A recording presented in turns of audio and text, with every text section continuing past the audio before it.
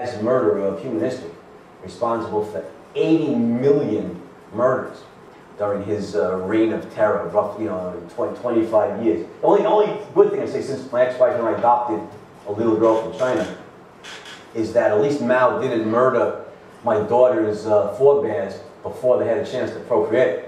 Otherwise, obviously, she wouldn't be here.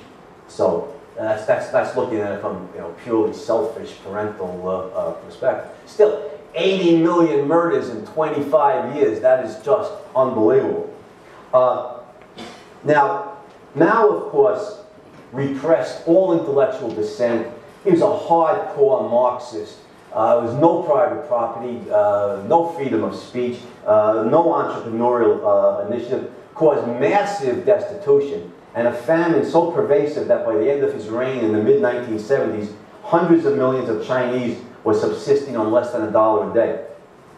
China made no economic advances until Deng Xiaoping introduced some elements of capitalism into its system in the late 1970s and 1980s. Farmers were allowed some private property on which to grow crops, and of course to sell for profit in the marketplace. Special enterprise zones were established, for instance in Shanghai, that permitted a degree of private ownership and profit seeking. The country started to open up to international trade. China finally began the agonizing climb out of the destitution starvation range in which it had subsisted. Today its per capita income is close to $800, slowly rising from the starvation levels that it had held under Mao. But despite the intermixture of some free elements in its economy, China remains a brutal dictatorship, and as such it can never equal vastly freer, semi-capitalist Taiwan's living standards. It's really amazing to me how many people in the West fear the economic development of China. You hear this all the time. China's economic development is going to overshadow America, etc., etc. I mean, this is just arrant nonsense for two reasons. First of all, it's not going to happen, and that's bad. It's not good, by the way. It's not going to happen. Until and unless China becomes a free country. Because the tremendous brain power that exists in China is stifled by the communist system.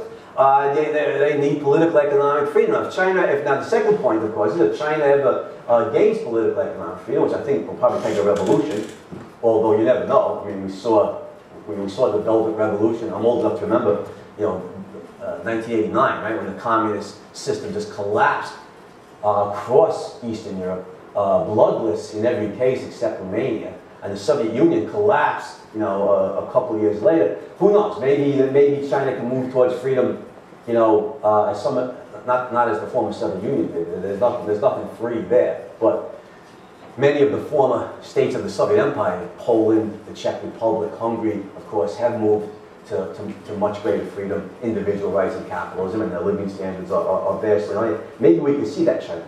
But that's what it's going to take to unleash that tremendous brain power that China possesses. Now, if that happens, of course, Chinese productivity will rise enormously. But the point is, that's good. That's not bad.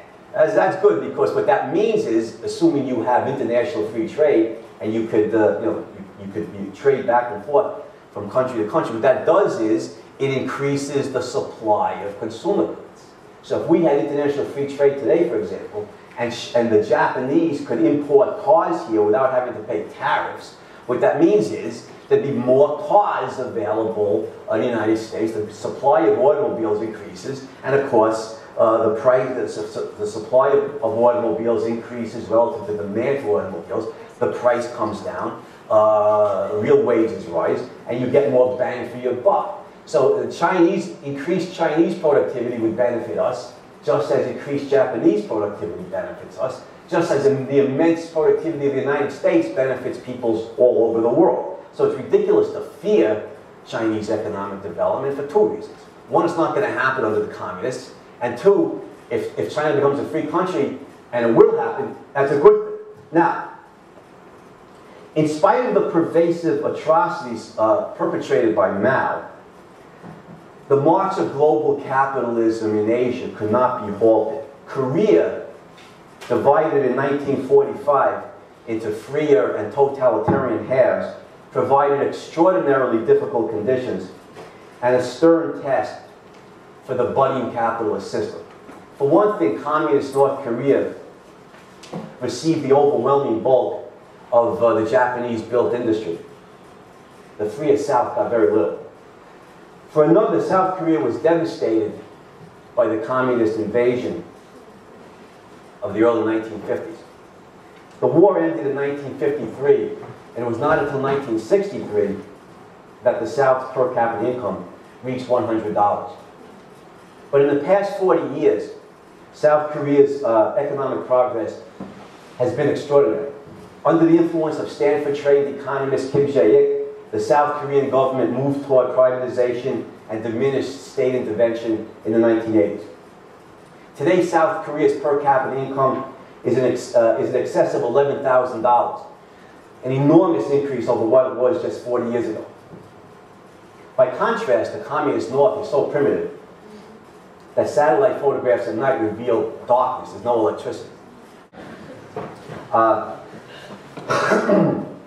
mean, communist North Korea is not just starving, well, literally hundreds of thousands of people starved. Have you seen the satellite photographs of North Korea? I mean, South Korea is lit up like New York City.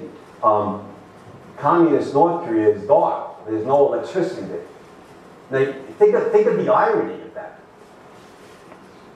I mean, out here on the left coast, you know, if you go to some of the, the leading universities, Stanford, Berkeley,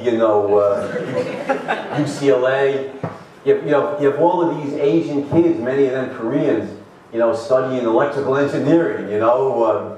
My daughter from China probably going to be an electrical engineer or physicist if I could. But if all these electrical engineers, and North Korea has no electricity. The problem, obviously, is the communist system, not the Korean people. So I'll make a prediction. If communism ever collapses in North Korea, you'll see the destitution of North Korea. I mean, be eliminated like that in a free Korea. You'll see within 10 years, North Korea's living standards will rise to that of South Korea's. Now, I could mention Singapore, but they are same principle. Economic. Now, Singapore is a dictatorship, but with a benevolent dictator who permits a great deal of economic freedom, which fueled the rise of Singapore into wealthy, into the ranks of the wealthy nations.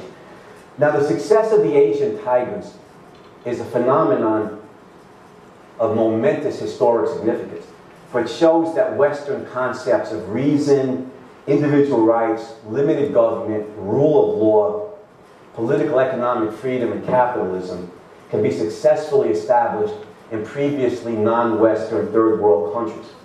The former Soviet Union and its conquered satellite nations failed in their attempt to export communism around the world. And today, early in the 21st century, communism is dead as a force able to inspire millions or move the world. The joke in Poland, not so funny perhaps to us, the joke in Poland after the collapse of communism there was that the only place that Marxist intellectuals could now be hired was in American universities.